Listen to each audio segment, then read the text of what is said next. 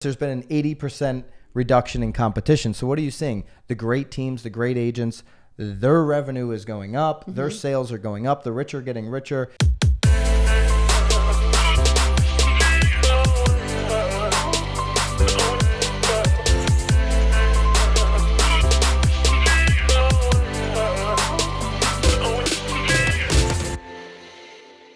This is Byron and Nicole White, and you are tuned into episode 126 of The Real Word. Word is up. Word is up. You're not showered up, but the word is up. I am not showered. Luckily for all those people that are listening and not looking, you're saved this week. Yeah. I came directly from a workout. It's tough to smell you through the podcast. Well, you said that I actually didn't smell bad. You smell fine. So good. I did. From here. Yeah, I'm trying to get my butt into shape. So all right, let's get into it. USA, no, not USA Today. Fox News. No, you went to Fox News. Fox News. You went right to the resource. We're dancing around a little bit. We're trying to mix it up. Mm-hmm. Fox News states how to choose the right real estate agent during your divorce. In a divorce. During a divorce. USA Today doing has... it. Yep, we're doing it. They've cited that 31% of couples responded that the quarantine has adversely impacted the relationship. Oh, it was a negative. 31 had negatively hurt? Yeah, 31% said the quarantine negatively hurt. You know, I'd actually like to know, though, how the quarantine has helped some couples, though. It probably has. I think it's been fine for mine. Yeah. No, but I mean, like, people that were, like, in the negative and, you know, now maybe in the positive. Rediscovered love. Yeah. ABC News concurs that divorces will surge after the pandemic loosens up, or mostly the quarantine. Basically, as divorce courts open up, they think there's going to be a flood of divorces. So, Nicole, I ask you, you've dealt with plenty of divorce situation clients, couples that need to sell their home, select a real estate agent for their sale, and maybe the purchases after. Mm-hmm. What are your tips for somebody that is thinking about hiring an agent because they are getting divorced? What should they do? So I feel like each divorce is so different. I guess it kind of depends. Is it amicable? Is it, I had one time, the wife was actually allowed to pick the real estate agent, but I was written into their divorce. Oh, wow. Yeah. Like I had to be the representing agent that was like written in the divorce. So any other perks? Or you get a car? Or? No, there was no car. But anyway, I do think, to be really honest, I do think that this is probably one of the situations, and this is just me personally, where you're probably not necessarily wanting to hire a friend. I think that it's wildly... who wrote this? Rob Wynn, who is an agent, and he's been on Real Trends, which we're going to talk about later. Yep. He's been on Real Trends 10 years straight, top 100 agents in America. He said the same thing, Nicole. Don't hire a friend. No friend, no family. I think, though, that if either party trusts an agent, I mean, I would 100% be more than happy to like liaison, you know, where if they did trust you. But I definitely wouldn't let a friend represent either party. I mean, again, especially if they were friends mutually or if one had a separate, I wouldn't even go there. I do think that interviewing obviously during this time is like wildly important. You know, how obviously effective are they? What are they going to do? I do think that this 100% needs to be more than ever a business transaction. Yeah, it needs to be a total business transaction. If they're getting along, to your point, and they both agree that's the best agent in our neighborhood, hands down, go ahead, move forward. If it's going to be an easy peasy divorce, but if there is toxicity in the divorce, the husband that's not going to work. Won't want to work with the person that the wife picks. Not only that, I've been in these divorce situations where these people are just straight up lying. They are liars. They're like, oh yeah, we want to sell the house. Yep. And one person secretly has no intentions of selling the house. All they have intentions to do they're is like declining all the showings, and the other side doesn't even know. Yeah. Which does lead us to the next thing, though. You were talking about communication. I mean, this is, again, another time as an agent to over communicate. Like everything needs to be given to everybody. I wouldn't even be opposed to finding out maybe who each attorneys are to make sure that the attorneys are sort of abreast on what's going on there too. I mean, this is really, and again, what's super interesting is that they could be amicable at the beginning, but at any moment, anything could really. Yeah, I mean, that's where my advice is going to sit. You can read the article, obviously, if you want to see what that advice is, but mine would be, anything outside of a very friendly divorce, which doesn't happen very often, would be to have the attorney interview 3. You can go, and we're going to talk about the real trends, and the America's Best is about to come out in a couple days through real trends. You can find out very easily by going to that website, who are the top 3 agents in my region? Who are the top 3 teams? Who are the top 3 agents in my region? Now, does either party want to remove somebody from that hat? Okay, no, we've got our 3. Let the attorney interview those 3. Let him or her pick for you, and let them be the communicator between that agent or team. The buyer, the sellers at this point, the divorced couple, they can't make logical decisions. They're acting off of an emotion. That's how they got to this point to begin lots with. of sellers are working off of emotion, but... Yeah, true. Yeah. Very true. But that's how they got to this point to begin with. They're over emotional. They're in this very stressful state of their life.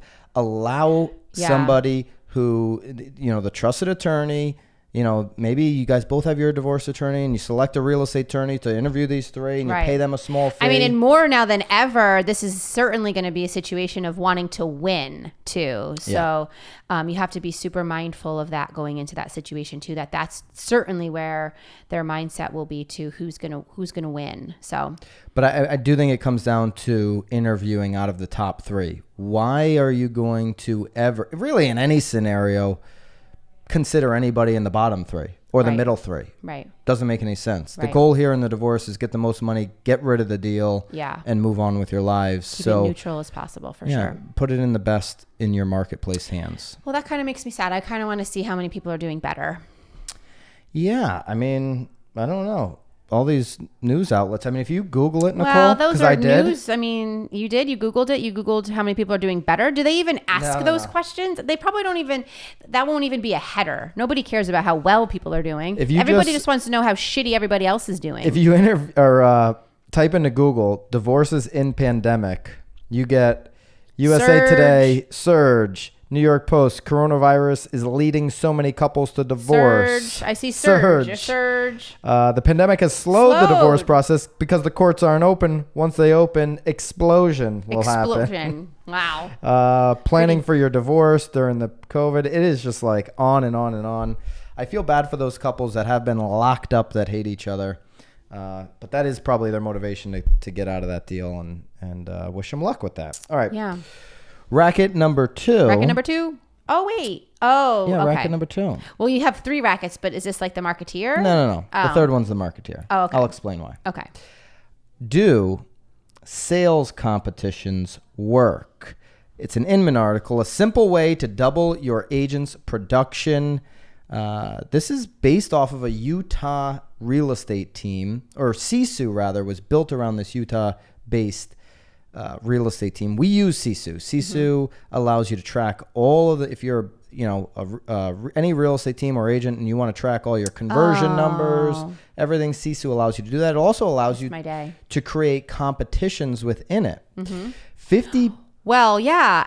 I mean, are those even created, or are they just always there? I mean, there's like leaderboards. Did you start those leaderboards? No. Sisu does just that. Does it? Yeah. But you can create a game, additional games and leaderboards. I think the leaderboards are enough. Every once in a while, I check on the leaderboard. This is Brandon Doyle on Inman, and he's referencing again this team. That is doing just that. They're using Sisu to create healthy competitions within their team. They're calling it gamification. It's become popular in sales because you can tweak the system to produce the exact results you're looking for. Right. Obviously, if you can get the buy-in. What's interesting here in this article is 50%. We've seen a 50% reduction in transactions during COVID. Our market's seen about a 30% reduction, so it's probably different based on wherever you are. Right. But they reference there's been an 80% reduction in competition. So what are you seeing? The great teams, the great agents, their revenue is going up, their sales are going up, the rich are getting richer, and the poor in real estate agents, they're just getting out of the business altogether. They're probably trying to figure out how they get unemployment or something like that. Wow. So, I mean, what else would they be doing? I don't know. Maybe they're getting a job. I doubt it. They didn't have a job to begin with. They were real estate agents. So, big shout out right there to all my part-time agents. You guys know how much I love you, you know? So, Nicole, do you think sales competitions work? They've always flopped for us. What do you think? Well, I think it depends. Yes. I think that they're wildly helpful if they're not forced on people, for sure. I think that if people willingly and want to get involved. It's interesting that you said that. Remember last year around this time, I won a trip to Paris. Yeah, you did. That was more luck than anything. You didn't do anything for that. I did open houses. Remember, It was a drawing, though. But you were only entered into that one drawing if you did a certain amount of open houses. Right. So I was maybe one of however many. Like 4,000. No, again, it was like because we were doing two a weekend. It was a bunch. It was like I think you had to, I don't even remember the number. Did you ever use that? I did. I was able to transfer it over, so I took the kids to Universal with it. And so that was William Ravis competition, our broker. By the way, this Fox News article, I don't know if you look at this, Nicole. Yeah. Look at the sign they're using. Oh, look the Fox at that. News They're using article. William Ravis. How amazing. So I think if people voluntarily participate, I think it's helpful. I think though that people do need to win something to keep going too. If they're going to be in last place or whatever. Well, and I don't mean that everybody needs a medal. I think there needs to be there. I do think that if I won that trip, which was great. So now I'm certainly going to be signing up for it again next time. Right. But if you lost, you should have gotten like a $10 gift card or something. I don't know. Like I was just sort of like, yeah, here's where no one wins that trip, but like I did. The system breaks down when one of these three things happens. So you don't like the whole gamification thing, huh? Well, I'm gonna comment on it in a second. Okay. The system breaks down when one of these three things happen. You rely on your agents to enter 100% of the data for obvious reasons. There won't be a lot of enthusiasm around that. So getting them to actually input data. Nicole, I love inputting data. You know that as well. Mm-hmm. Tie it to your CRM so your agents can stick to their current process. So they're saying, if your agents are using Sisu every day like ours are, then putting it right into Sisu would make a lot of sense. Mm-hmm. You don't have a live scoreboard. Can you imagine going to a basketball game without a live scoreboard? There'd be no drama, no excitement, and less competition. Now, here's one thing I've heard about live scoreboards in our office, even from some agents who have worked for us. That the scoreboard gives them anxiety. Makes them anxious. It makes them anxious. Do you remember when you were in elementary school and you were doing like the times tables? And like if you got past like the 3, like there'd be like a star. Come on, Sam, you remember it? And then you had to get to the 4s, and like it was always running, and everyone saw how much you sucked because you were still in the 2s, and everybody else was like in the 6s and the 7s. No, I'm not that much older than you, Sam. Damn it. I mean, it is hard. It does. It makes you anxious, but it also probably makes you a little self-conscious. But I think that people need to feel uncomfortable. How else are you going to push yourself unless you feel uncomfortable? You need to feel like you're at the bottom. You need to feel uncomfortable. It's the one thing that probably drives me the most. I look at the leaderboard. I sometimes like to see myself at the bottom because then I'm like, damn it, Nicole, like get dressed. Let's go. Yes. I think the best thing to do is like what we're doing, accountability groups. We've seen our Sisu numbers, our tracking numbers, all of our numbers. We're in our second accountability group. We're doing these 6-week accountability Love groups. It. Look at I'm going to the gym because of it. I mean, it's been like 30 years. The agents that are picking, business, and all of us are picking personal stuff, myself included, but the agents that are picking business related topics and then having a peer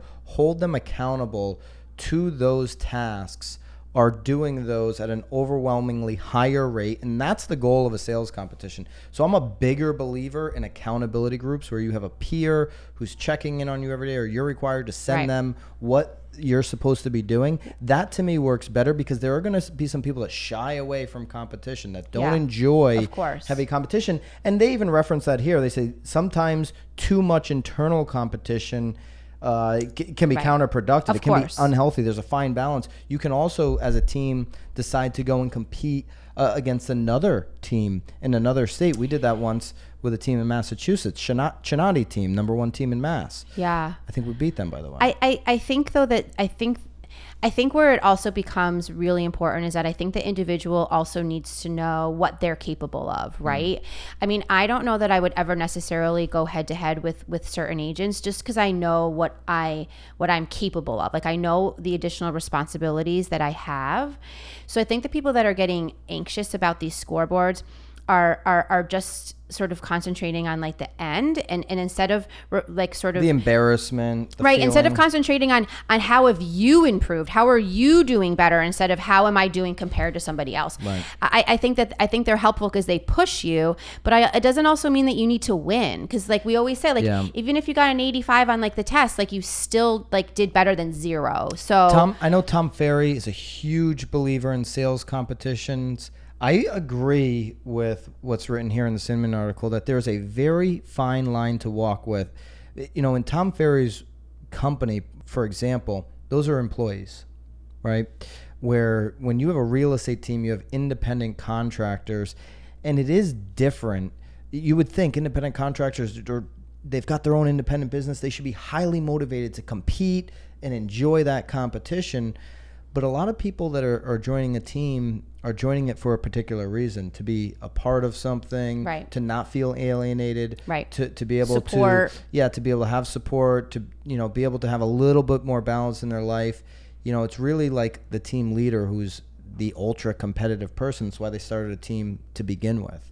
So I think you do have to be careful. You know, I think the bigger the prize too. They had a prize here, Nicole. Top agent got $1,000. Second place got $500. Third place got $250. Like, if you have huge prizes, that can motivate more people to participate. But I agree, you have to get voluntary buy-in from everybody. You have to voluntarily do it. You can't force it.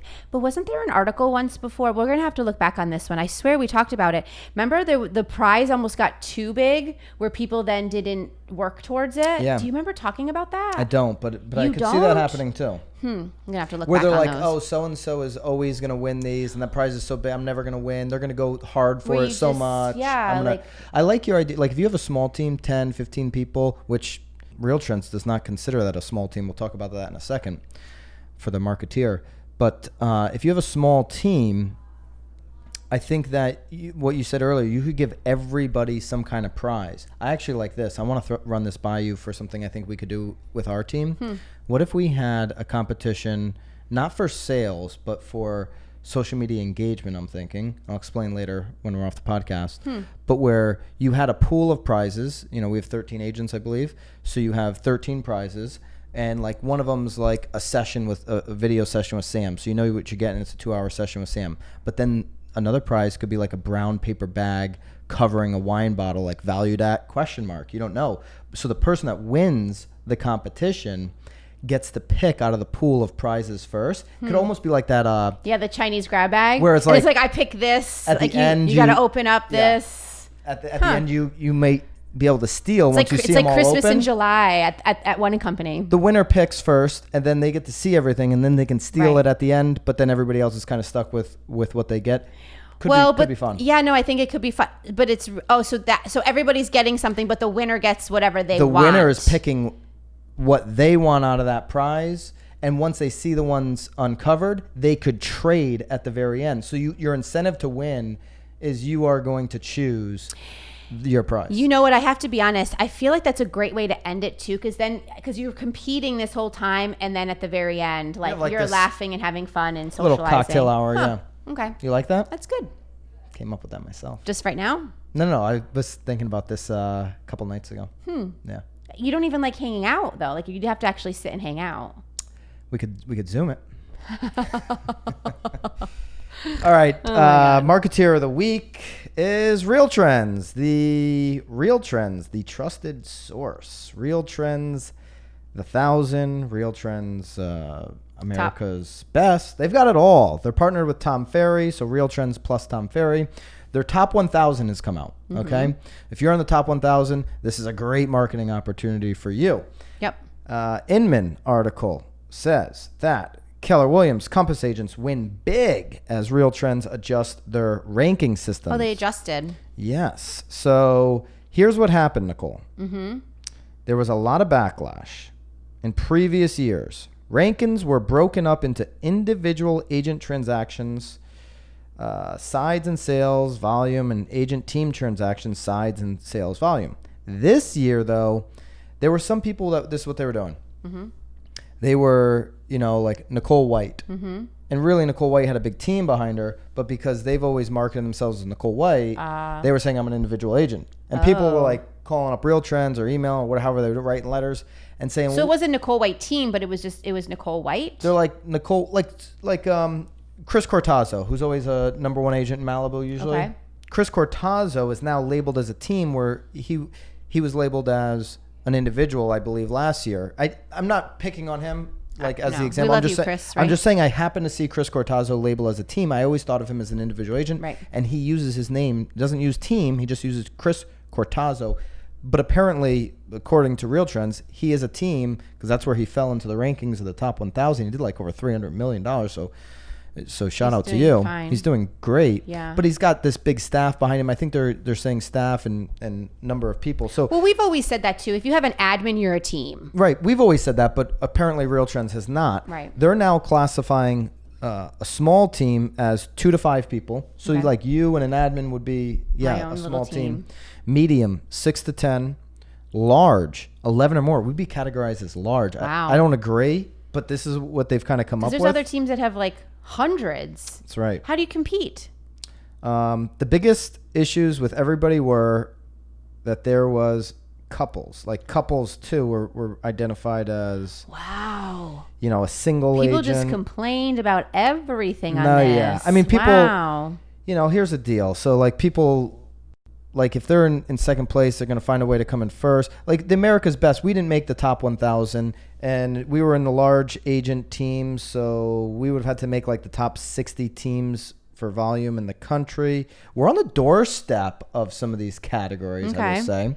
What do we need to do? Kick out some of our agents? We want to be a medium team? Oh, we could go down to a small team, be fine. No. We will be on the America's Best. We'll be number 1 in our region by far. It won't even be close when that comes out in a couple days. Shout out to all my local peeps. Love you guys. But who are you shouting out to? All the local agents. We're going to be number 1, and I'm happy about that. So then you're giving them a shout out? I'm giving them a shout out. I had a lot of shout outs on this episode. I'm not even understanding. That sounds kind of mean. Sounds kind of mean? Well, they can join us. We're going to put out some recruiting videos here. We've been talking about it long enough. All right. So you know who's on there though? I saw our friend at Lauren Friedman. She probably would make the top 1,000. She's local. Lauren's a great agent. Yep. I mean, killing it. So, you've got all these different categories. We're going to link up the site, obviously. You can go check it out, see if you're on there. You would already know if you're on there. Chinati Group, who I mentioned earlier in the episode, they made it for the large teams. 66 teams out of this top 1,000. She has like her team is an office. Oh, yeah, she's well above the 11. She's like her own brokerage. She's like, she is now, actually. Yeah. She is her own brokerage now. Yeah. She did $183 million last year. Al Filippone was just behind her at 65. William Ravis top team at 180 million. Connecticut guy, right? Yeah. Mm-hmm. I think that's Ravis's top team still. I'll scroll up here, see if any other. And he's categorized in a large team, so I don't know like any of these brokerages that had, big or smaller. Oh, wait, number 1, 675 million. And this is for New York. Volume, large teams by volume. We go medium teams by volume. The top one, the Altman brothers, did $382 million. If we do small teams by volume, the small team by volume did $633 million out in New York City. Wow. I'm not going to say it. You're not going to say it? Why? Because you can't say it? The Suckanek and Glazer team. Say it again. That can't be it. That was good. Sorry, guys. Suckanek. That was Mauricio in third for that. It was sort of like suck my neck, like suck a neck. So like Joshua Flagg, who's on the show. Do you know who that is? Yeah, he's on the show Beverly Hills, $1 million listing. Yep. It always appears that Joshua Flagg is an individual agent on the show. Mm-hmm. He's classified here under small teams. He came in 8th on the list. So that means he has two. It means he's probably got 4 assistants. 2 or 3. He gotta. I mean, he's on TV. Yeah. Didn't he just get married? I mean, things are happening with him. It's all possible. It's all possible, Nicole. Ron Wynn, who wrote the Fox News article, Racket Number 1, he's on the list for small teams. And it's just his name, Ron Wynn, Compass, Santa Monica, number 16, small team list for volume, 221 Wow, California's cleaning it up. Yeah, if you go down this list, look at this, Nicole. If you go down this list, and I'm on the small team still by volume, you can go into the other categories.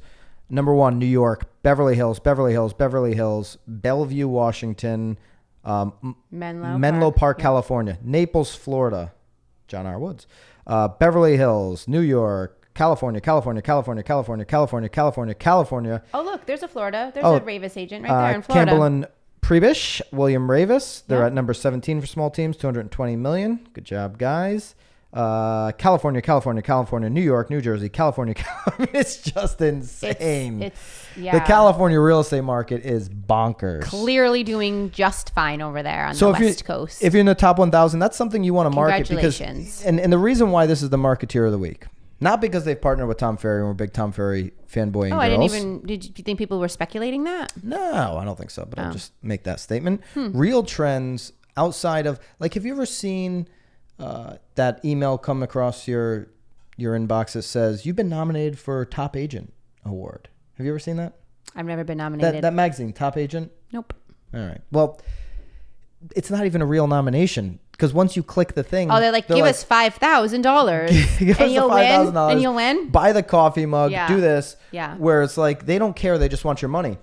Where real trends, and Carolina had to go through this for us, there's a whole bunch of back and forth. You've got to connect them with your broker. They've got to see like banks that, like, they've got to see all kinds of data for you to be on the list. So are you applying for it, or do they reach out to you once they see your numbers and then you have to justify it? You're applying. They're going to reach out to people that they see, like, especially in the top 1,000. If you haven't applied for top 1,000, because it's super interesting because it goes back to this competition thing where, like, agents are responsible for inputting the information. I'd be like, you know what? Well, listen, the agents that aren't inputting information on Sisu or whatever their CRM is or whatever are likely in the bottom half of this industry. They're likely on their way out in the next 4 years. The agents that are going to input this stuff are in the top 10% anyway. So they're inputting on their day-to-day. They're inputting on this. But the background check on real trends is legit. So if you're on the top 1,000 or if you're in the agent's best like we will be, use that in your marketing. Use that in your listing pitch. Use it in your listing presentation. Use it on social media. It's a big deal. And when people go and look you up, it's not going to be some phony coffee mug they're looking up. It's going to be legit. Right. Good. Marketeer of the Week. Awesome. Next week, Nicole, I think we've got to get into the article that you brought up. Oh, the foreclosures? Post-Jim. Yeah. Sounds like foreclosures are not going to be nearly as bad as some of these headlines say they are. So we're going to talk about that next week. People are speculating. I mean, how many times has a buyer been like, do I wait till next year? Because there's going to be all of these foreclosures. Yeah. Well, maybe we'll have an answer for you next week. Look at us. We're like the news. Come back on the next episode of The Real Word. Little preview to that. I do think that as this everything opens back up, you're going to see more inventory, and that could, impact sale price. So there may be an argument to wait, but I don't think it'll be for the foreclosures. No, it's all very interesting. If you got any information on that, we'd love to see it. Send us the article, the link, whatever. And if you've got a Marketeer of the Week, as things open up in your market, you see somebody doing something fabulous, please send it over to us. We'd love to talk about them here on The Real Word. We would. All right, guys. All right. Keep it real. Bye, guys. I'll shower next week.